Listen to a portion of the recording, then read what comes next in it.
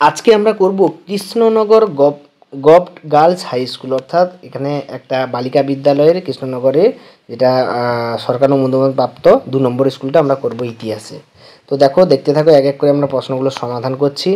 তো একের দাগে বলেছে, দেখো, মোহাম্মদ ঘুরির মৃত্যুর পর তার বিজিত অঞ্চলগুলি ভাগ করা হয়েছে 4 জন অনুচরের মাধ্যমে। খুতবা কথার অর্থ হচ্ছে ভাষণ দেওয়া। দাক্ষিণাত্যের প্রথম ক্ষমতা বিস্তার করেন আলাউদ্দিন খলজি। তারপরে নিকোলো কান্টি ছিলেন ইতালির একজন পর্যটক, এবং ভারতে মোগল শক্তির 2 প্রধান বিরোধী পক্ষ ছিল রাজপুত আফগানরা। এরপরে দেখো, হুমায়ুন শেরশাহের কাছে পরাজিত হয় মাত্র 2 বার। সম্রাট আকবরের 10 সালা চালু করেছিলেন 1580 খ্রিস্টাব্দে। ঔরঙ্গজেবের স্বাধীন রাজা বলে মনে নিতেন কে? শিবাজি। অনেক ঐতিহাসিকের মধ্যে দিল্লির আদি নাম কী ছিল? ইন্দ্রপ্রস্থ। মুঘল আমলে সবচেয়ে বড় ঘরকে কী বলা হতো? কোঠারি। তারপরে দেখো, সত্য মিথ্যাগুলো দিয়েছে। দিল্লির সুলতানি শাসকের একত্রে বলা হয় তুর্ক আফগানের সত্য। হৌজ ই সুলতানি খনন করেছিলেন সুলতান গিয়াসউদ্দিন বলবৎ, এটা মিথ্যা, এটা হবে ইলতুৎমিশ। তার বেমানান শব্দটি এখানে দেখো রণজিৎ সিংহ, এবং তারপরটা দিয়েছে বুরাহানপুর। এরপরে দেখো, বাম স্তম্ভের সঙ্গে ডান স্তম্ভগুলো আমি ভালোভাবে দেখাচ্ছি তোমাদের, দেখো কোনটার সঙ্গে কোনটা মিল ঘটবে।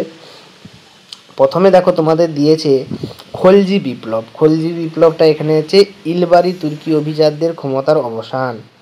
তারপরে বলেছে রুমি কৌশল, এটা জানো তোমরা, বাবর রুমি কৌশল ব্যবহার করত। তারপরে হচ্ছে রাজা গণেশ। রাজা গণেশ ছিলেন বাংলার রাজা, নাম শুনেই বুঝতে পারছো। সফাবি হচ্ছে না, সফাবি কথার অর্থ হচ্ছে ইরান। সফাবি কথার অর্থ হচ্ছে ইরান। এই প্রত্যেকটা আলাদা কালার করে দেখিয়ে দিলাম তোমাদেরকে। তো এখান থেকে দেখো, পরের প্রশ্নগুলো আমরা দেখব।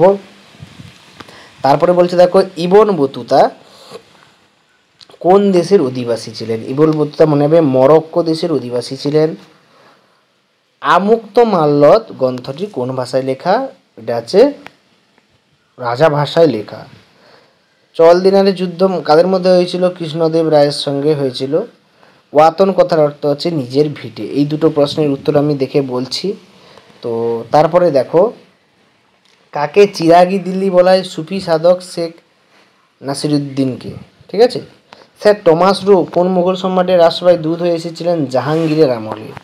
কোন দেশের অধিবাসীদের ওলন্দাজ বলা হয়? উত্তর হবে হল্যান্ডের অধিবাসীদের ওলন্দাজ বলা হয়। এরপরে 2 নম্বরের প্রশ্নগুলো উত্তর দেখো তোমাদের। রায়মার্টিন সহায়িকা এই পেজ নাম্বারে তোমরা পেয়ে যাবে। 89 পেজ প্রথমটা, তারপরেরটা দেখো 92 পেজ, তারপরে 123 নম্বর পেজ। দিন-ই ইলাহি 123 পেজে পাবে। মিশ্র ধরনের জনবসতি 143 পেজে পাবে তোমরা। তারপরে দেখো তোমাদের দিয়েছে দিল্লি শহরে মিশ্র, আচ্ছা, হুন্ডি 144 পেজে পাবে। এরপর দেখো 3 নম্বরের প্রশ্নগুলোর পেজ নাম্বার, একটা প্রথমটা 90 পেজ, তারপর 93 পেজে পাবে। খানোয়ার যুদ্ধ, ঘরঘরার যুদ্ধ 108, 12 ভূঁইয়া 121 পেজে পেয়ে যাবে। চাঁদনি চক 144 পেজে, কুঠি 145 পেজে পাবে। তারপরে দেখো এখানে লং কোশ্চেনগুলো দিয়েছে। জল সংরক্ষণ ব্যবস্থা 137 পেজে পেয়ে যাবে। দেখো এটা দিল্লির জল সংরক্ষণ ব্যবস্থা। তারপরে মুঘল বাণিজ্যের প্রসার, মুঘল সম্রাট আকবরের রাজপুত নীতি সম্পর্কে, এগুলো সবগুলো পরপর এক এক করে তোমরা দেখে নেবে।